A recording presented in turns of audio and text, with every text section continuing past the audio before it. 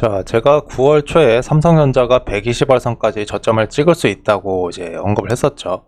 그래서 이번에는 삼성전자 사례 하나로 얼마나 많은 교훈, 엣지들을 추출을 해낼 수 있는지 제가 강의를 하나 해드릴게요. 자, 삼성전자에서 여러 가지를 배울 수 있습니다. 일단 제가 항상 얘기하는 게 정답은 시장이 알려주니까 시장을 연구하라고 하잖아요. 다른데 어렵게 뭔데 빙 돌아갈 필요가 없어요. 너무 뻔한 이제 수순이었습니다.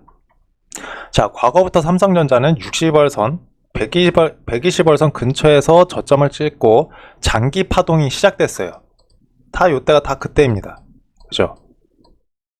그래서 이제 지금도 120월선에서 이렇게 딱 닫고서 지금 매물대, 장기 매물대 딱 걸쳐져 있잖아요. 그래서 여기서 이제 바닥을 형성하고 이렇게 돌아서기가 쉬운 겁니다. 자, 지금 이제 하락폭이 굉장히 강하잖아요. 그래서 이게 아마 유례없는 하락이라고 판단하는 사람들도 많을 거예요. 하지만은 이거는 이제 제대로 공부를 안 하고 차트를 안 본 사람들의 이제 의견일 뿐이고, 자, 과거에도 똑같은 현상이 있었습니다. 2008년 대세 하락장 때 이때도 삼성전자 6달 만에 마이너스 47%를 찍었어요. 거의 반토막이 났습니다. 지금도 어때요? 5달 만에 마이너스 44%죠. 과거에도 똑같은 현상들이 있었습니다. 그래서 시장이 항상 정답을 알려주는 거예요. 그럼 우리는 이제 어떻게 풀어가야 돼요? 과거를 보면서 과거에 대입해서 앞으로 대응 방법을 연구를 하면 되겠죠. 자, 그래서 보면은 이때 당시의 저점이 대략 한 8,000원대였어요. 지금은 한 5만원 중반대죠. 그러니까 시가총액 규모가 한 6, 7배 차이가 납니다. 2008년 이때 당시 시가총액이 지금보다 한 6분의 1 정도 가격이었다는 얘기겠죠. 뭐 주가상으로 봤을 때. 자, 그래서 이때로 돌아가면 이때 반등이 어땠어요? 1년 만에 100% 상승합니다. 그죠? 좋다고 볼 수 있겠죠. 근데 그렇게 좋은 상승이 아닙니다. 왜냐면 2008년 대세 하락장을 맞고 2009년부터 뭐 차화정이 보니 대세 상승장이 시작이 됐잖아요. 그죠? 그리고 이건 월봉이에요. 매달의 움직임을 보면은, 자, 7% 오르고 마이너스 2% 하락하고 다시 한 20% 상승하고 한 4% 오르고 다시 한 7% 내리고 다시 살짝 8% 오르고 20% 정도 오르고 또 한 6% 오르고 한 5% 오르고 다시 10% 내립니다. 아주 꾸역꾸역 감질나게 올라서 겨우겨우 1년 만에 2배 올랐어요. 근데 이 대세 상승 기간 동안 엄청나게 오른 종목들 많겠죠. 자, 절대적 수익률 관점에서 보면은 괜찮은 투자 대상이라고 볼 수 있는데, 상대적인, 그러니까 시간 대비 수익률로 봤을 때는 어떤가요? 그렇게 좋은 투자 대상이라고 볼 수가 있겠습니까? 그래서 제가 여기서 저점을 예측했음에도 불구하고 삼성전자는 매매를 안 한다고 하는 이유가 이런 이유 때문이에요. 자, 삼성전자가 여기서 돌려 세우면은 이제 시장의 어떤 키를 쥐고 있는 초대형주잖아요. 시가총액이 가장 크니까. 여기서 돌리게 되면은 시장도 결국 이렇게 돌릴 가능성이 높겠죠. 그럼 시장이 이렇게 돌리면서 온갖 주도주들이 치고 올라갈 겁니다. 그럼 이걸 눈에 뻔히 보이는데 굳이 삼성전자에 자금이 묶일 필요가 있습니까? 그죠? 삼성전자에 이제 투자가 가능한, 그러니까 여기에 온전히 이게 올바른 판단이 될 수 있는 투자자들은 두 가지 부류예요. 최소한 수천억에서 수조원대 이상의 거대한 자금을 굴리는 기관 투자가, 아니면은 주식 투자에 대해서 아무것도 모르는 관심도 없는 일반 투자가, 일반 초보자들. 근데 여러분들이 주식 투자에 관심을 갖고 열심히 공부해서 수익을 내려고 한다면은 삼성전자는 그렇게 좋은 선택이 아닙니다. 왜냐면 이렇게 진행되는 과정에서, 여러분이 열심히 공부하는 과정에서 다른 관심 종목들이 눈에 계속 들어올 거고, 그 종목들이 이렇게 치고 올라가는 걸 보면은 내가 과연 삼성전자에 투자해서 자금이 묶인 게 최선의 선택이었을까, 이제 고민이 이제 된다는 거죠. 그죠? 그리고 이제 주식 투자는요, 계속 흑자를 내는 멀쩡한 기업이라면 자본이 계속 축적되면서 덩치가 커질 거잖아요. 결국에 주가가 지저분해도 해도 언젠가 그걸 반영해서 올라가게 돼 있습니다. 근데 그 기간이 3년 뒤냐, 5년 뒤냐, 10년 뒤냐, 아주 운이 좋다면은 뭐 당장일 수도 있겠고, 근데 기간 예측이 안 된다는 거예요. 여러분이 만약 이 기간을 기다릴 수 있다면은 뭐 저점에서 매수해서 투자해서 그걸 들고 가는 것도 좋은 투자가 됩니다. 근데 요거를 안 하겠다고 하면은 결국에 요게 싫어가지고 시간 단축을 하려고 공부를 하려는 거잖아요. 그죠? 주식 투자를 공부하는 진짜 목적은 시간 단축을 위함입니다. 근데 시간 단축의 관점에서 봤을 때, 시간 대비 수익률 관점에서 봤을 때 좋은 투자 대안이라고 볼 수가 없겠죠. 그죠? 그리고 미장에는 삼성전자보다 더 우량한 대형주들이 많기 때문에 뭐 매력도 측면에서도 그렇게 탁월한 선택이라고 볼 수가 없습니다. 그래서 여기서 매매를 굳이 생각을 안 한다고 하는 거예요. 그죠? 그리고 이제 시장이 알려주는 또 다른 이제 힌트들을 봅시다. 자, 제가 역배열이 되면 투자하지 말라고 했잖아요. 색안경을 끼고 보수적으로 바라보라고 했습니다. 그리고 시초가 상승갭도 이것도 세력이 이탈하는 징후라고 했잖아요. 그래서 삼성전자가 그걸 보여주는 전형적인 사례네요. 자, 봅시다. 자, 역배열로 전환이 되니까 깨져버리죠. 폭락하죠. 여기서도 제가 예전에 경고를 했을 겁니다. 이거 정배열로 이렇게 못 돌리면은 추가적인 폭락이 일어날 수 있다. 그리고 제가 얼마 전에서도 이제 힌트를 또 드렸죠. 이런 식으로 위아래 꼬리가 심하게 나오는 이제 음봉이나 이런 종목들은 극단적인 전개, 도안이면 뭐가 될 수 있다고 했어요. 그래서 추세가 깨져버렸잖아요. 여기서도 정배열로 돌리려다가 결국 깨져서 대폭락이 일어납니다. 그리고 이렇게 대폭락이 일어나기 직전에 사전 징후를 보여주죠. 자, 상승갭이 월봉상 시초가 상승갭이 나타났어요. 폭락이 일어나죠. 그죠? 요때도 그랬고, 자, 요때도 물량을 던져버렸어요. 그러니까 폭락이 나오는 겁니다. 자, 요때도 윗꼬리로 물량 던지고 여기서도 상승갭이 또 나왔어요. 계속 물량을 던지는 겁니다. 그러니까 이렇게 폭락이 일어나죠. 사전에 이렇게 징후들을 다 보여줘요. 뭐 이건 제가 미리 일일이 경고할 필요도 없는 거예요. 제가 평소에 계속 얘기를 해왔으니까. 자, 요때도 시초가 상승갭이 일어나잖아요. 대폭락으로 전개되죠. 그죠? 자, 여기서도 상승갭이 일어났지만은 요거는 운 좋게 그 다른 양봉으로 버텨낸 겁니다. 그럼에도 불구하고 제가 상승갭이 나타나면은 운 좋게 올라가도 굉장히 지저분하게 차트가 꼬일 가능성이 높다고 했잖아요. 결국 어떻게 해요? 차트가 꼬여버리죠. 자, 과거는 어떨까요? 다를까요? 다를 게 없습니다. 여기서도 상승갭 나오면서 폭락이 일어나죠. 여기서도 살짝 이렇게 상승갭이 나오면서 결국엔 폭락으로 갑니다. 여기서도 상승갭 나오면서 폭락이 일어나고, 자, 여기서도 상승갭으로 버티긴 했지만 결국 폭락이 나타나잖아요. 그죠? 이게 세력 이탈 징후예요. 이거에 이제 민감하게 반응을 할 줄 알아야 됩니다. 물론 갭이 나오고서도 올라가는 경우가 있는데 아주 저평가된 아주 우량한 종목에서 실적이 성장하는 게 아닌 이상 대부분의 경우에는 안 좋게 해석을 하면 된다고 보면 됩니다. 자, 그리고 또 여러분이 이제 알아둬야 될 것은 이제 다른 것도 이제 교훈점으로 볼 수 있겠죠. 펀더멘탈과 밸류와 주가 움직임이 어떻게 되느냐 이것인데, 제가 삼성전자는 이제 인류 기업이 아니라 자산주라고 그랬죠. 자, 버틀러라는 사이트 가면은 한 2016년, 17년도부터 재무제표 시계열 그래프를 제공을 합니다. 자, 요때 보면은 삼성전자가 매출액이 250조였어요.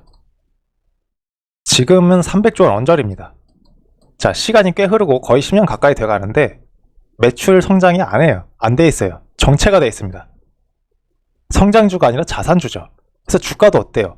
250조에서 300조 올라갈 정도만의 주가 업그레이드가 일어나고 그 이외에는 어때요? 박스권에 갇혀있죠. 그죠? 매출액이 정체되어 있으니까 이렇게 되는 겁니다. 박스권에 갇혀가지고 이렇게 왔다 갔다 하는 거예요. 근데 문제는 여기서 저점이 되겠느냐? 더 장기적으로 가면 오히려 이거 깰 수도 있습니다. 왜냐면 이제 계속 흑자를 내면서 덩치는 커지는데 이익 규모가 정체되어 있고 매출이 정체되어 있잖아요. 그럼 어떻게 되겠어요? ROE는 하락하죠. 그럼 이 종목에 주는 밸류에이션도 장기적으로는 다운그레이드가 되면서 오히려 주가가 하락할 수 있는 거예요. 여기까지 이제 상방으로 와도 여길 뚫기는 어렵겠죠. 성장을 못하면. 그래서 막히고 다시 내려갈 가능성도 있습니다. 자, 이런 전형적인 사례를 보여주는 게 SK텔레콤입니다. 자, 이 종목은 이제 2000년 IT 버블 때 통신 인프라가 쫙 깔리면서 엄청난 성장을 이뤄냈어요. 지금도 매년 엄청난 흑자를 기록하는 초우량 기업이죠. 근데 초우량 기업인데 성장이 멈춰 있습니다. 왜냐면 이제 뭐 인프라도 다 깔릴 만큼 깔렸고 통신비를 더 뭐 2배, 3배 더 받을 수 있겠어요? 그러니까 성장이 한계가 명확히 보이는 기업입니다. 그 이후 어떻게 돼요? 주가가 박스권을 그리죠. 그리고 제가 120월선은 10년선이죠. 제가 이거를 턴어라운드 선 혹은 부도선이라고 부릅니다. 왜냐면은 120월선을 깬다는 거는 시장 참여자들이 이 기업의 성장성에 대해서 아예 기대감을 버렸다는 얘기예요. 부도난 기업과 다를 바 없다고 해서 제가 부도선이라고 하는 겁니다.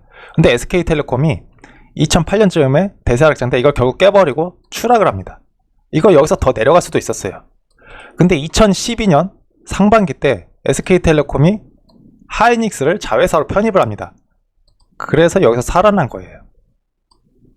자, 이때 SK텔레콤 반기보고서인데, 자, 2012년 2월에 하이닉스의 최대 주주가 SK텔레콤으로 변경이 됩니다.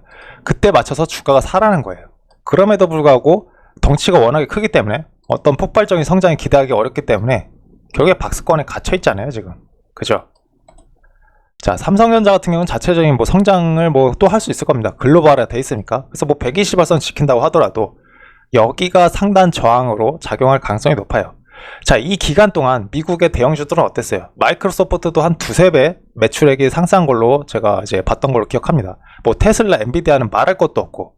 그리고 국장이 안 좋다고 말을 하지만은 다 부차적인 요소이고 중요한 건 기본이에요.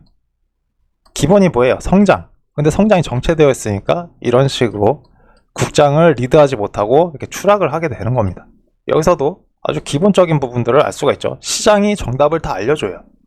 뭐 삼성전자에 뭐 HBM이 어쩌고저쩌고 뭐 여러 가지 말들이 나오는데 중요한 건 재무제표를 확인하면 됩니다.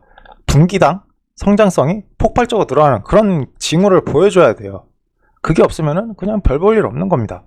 뭐 미리미리 뭐 선침해야 필요도 없는 거고, 그죠? 자, 그래서 이제 여기서 저점이 잡혔는데 그럼 여기서 매매를 해야 되느냐? 아니죠. 아까도 얘기했다시피 시간 대비 수익률이 안 좋아요. 과거 흐름을 봤을 때. 이때 당시 덩치가 더 가벼운 종목이었음에도 불구하고 그렇게 탁월한 선택이 아니었던 겁니다. 향후에도 마찬가지겠죠. 굳이 매매를 한다고 하면 어디서 매매를 해야 돼요? 또 이동평균선이 정배열되고 수렴화되면서 이런 식으로 이쯤 정배열될 때, 자, 이 종목도 보면은 자, 정배열되고 나서 시세 탄력이 강하게 나오죠. 자, 이때도 정배열이 되고 나서 대파동이 나옵니다. 이때도 정배열 되고 나서 본격적으로 시세 분출이 되죠. 이 종목도 매매를 하려면은 정배열이 진행되고 나서 이때쯤입니다. 본격적인 시세 분출은. 그럼 이 기간 동안은 기회비용으로 작용될 가능성이 높겠죠. 그죠? 시간 대비 수익률이 항상 중요하다는 거. 자, 그러면 SK하이닉스도 마찬가지예요. SK하이닉스가 자, 여기 있죠. 자, 이 종목은 그래도 뭐 HBM에서 경쟁력이 있다고 하니까 그나마 버티는 거긴 한데, 근데 지금 보세요. 역배열이죠. 거기다 이동평균선 데드크록스까지 났습니다. 이 종목은 지금 60월선, 120월선까지 오지는 않았는데 과거 흐름에선 60월선이나 120월선 근처에서 반등을 일어났습니다. 버티고 있긴 한데 지금 아슬아슬해요. 만약에 이번 달이나 다음 달 이렇게 확실하게 못 살려내잖아요. 이렇게 계속 깨질 가능성이 높습니다. 이제 가격 조정으로 갈 수도 있고 운이 좋다면 여기서 버틸 수도 있겠죠. 여기 매물대 근처에서. 어쨌든 어느 식으로 가든지 간에 시간 낭비가 될 가능성이 높아요. 이 기간 동안 다른 종목들은 마구 치고 올라갑니다. 이 종목은 계속해서 시간 낭비를 하고. 자, 그럼 과거 흐름을 볼까요? 자, 여기서 저점을 기록을 했어요. 그래서 여기서 만약 저점 운 좋게 잡았다고 해봅시다. 자, 그래서 한 50% 정도 수익을 먹었어요. 근데 이제 2022년이 대사 하락장이긴 했는데 뭐 평상시 장이라고 가정을 해봅시다. 그래서 여기서 그냥 지지부진했던 거예요. 계속 보유를 하고 있었는데, 자, 2023년이 되면서 여기서 하락하고 본전으로 다시 돌아왔죠. 그죠? 아니면 뭐 수익권으로 다시 돌아왔다든가. 근데 2023년이 어땠어요? 2차전 지주들 에코프로가 10배거 이상의 엄청난 상승을 기록해버리죠. 이때 2차전 지주들 엄청나게 올랐습니다. 근데 이 종목 들고 있을 건가요? 저점에서 샀어요. 어느 정도 수익은 보고 있겠죠. 본전으로 회복됐겠죠. 시간 낭비한 겁니다. 2022년 하반기에는 뭐 지금 잡주긴 하지만은 추세 추종 관점에서는 뭐 괜찮은 차트를 보여줬던 금양 같은 게 치고 올라갔고, 이때도 중간중간 치고 올라간 종목들이 있었어요. 그죠? 시간 대비 순위에서는 그렇게 탁월한 종목이 아닌 겁니다. 그래서 제가 굳이 저점을 안 잡는 이유가 이거예요.